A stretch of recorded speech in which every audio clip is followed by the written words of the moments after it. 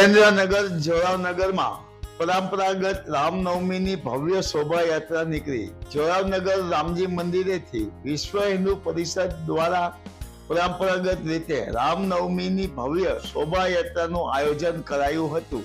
વિશ્વ હિન્દુ પરિષદના આગેવાન જયેશભાઈ શુકલ, પ્રકાશભાઈ કોરડિયા તથા સ્થાનિક આગેવાનો મોહનભાઈ પટેલ, રવિરાજભાઈ પતગીરી, જગાભા સોલંકી, નિખિલભાઈ ચાપાનેરી, જયેશ ભરવાડ, ઉદુભા ચાવડા વગેરે આગેવાનો મોટી સંખ્યામાં મહિલા કાર્યકરો અને યુવાનો શોભાયાત્રામાં જોડાયા હતા.